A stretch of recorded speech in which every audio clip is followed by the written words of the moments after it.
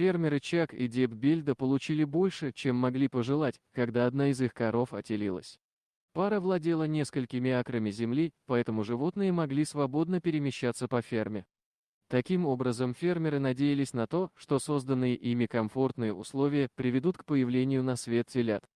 Чак и Деб были бы невероятно счастливы появлению в стаде своих коров малыша. Они хотели вырастить теленка с добротой и заботой, с которыми они относились ко всем животным на своей ферме. Однако, когда одна из их коров, по кличке Му, отелилась, Чак и Деб были потрясены, фермеры не верили своим глазам.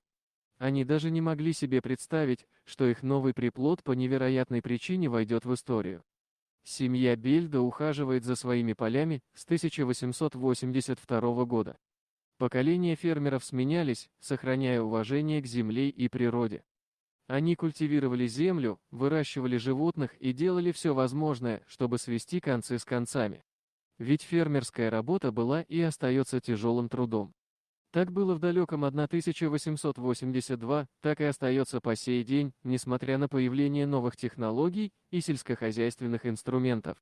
Однако родившиеся и выросшие на ферме Чак и Деб были полны решимости продолжать семейные традиции. Поэтому, когда одна из их коров забеременела, пара с радостью ожидала появления на свет нового теленка. Еще до того, как Му отелилась, дочь Дебби и Чака, Джейми, заметила, что живот этой коровы был намного больше, чем в свое время у других беременных коров.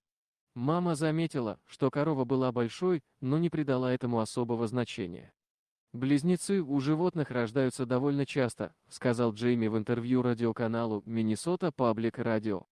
В начале года на ферме родились телята-близнецы. К сожалению, они появились на свет в апреле, когда стояли сильные морозы, и не выжили. Но, когда Му отелилась, вся семья была потрясена количеством появившихся на свет телят. Ни один, ни два, даже не три. На ферме Чака и Деб появились аж 4 теленка. Семья всеми силами старалась помочь новоиспеченной маме, заботилась о малышах и молилась, чтобы все они выжили в первую ночь. Родившиеся телята были совсем крошечными и поэтому не могли кормиться от матери. Тогда Чак и Деб взяли на себя функцию кормильцев и давали телятам необходимое им молоко днем и ночью. К счастью, телята были намного крепче, чем казались. Все четверо выжили в первую ночь, и сегодня они пребывают в отличном состоянии. Даже самый младший член клана Бельда иногда помогает старшим на ферме, когда дело касается работы с телятами.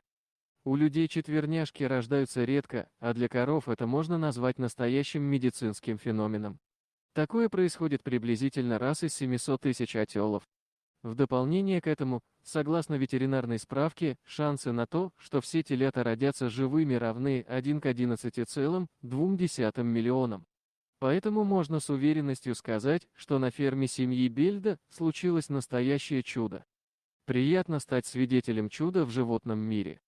И как же приятно наблюдать за Му и ее 4 телятами. Дорогие друзья, если вам понравилось видео, поставьте лайк, а также подписывайтесь на канал, где найдете еще много интересного.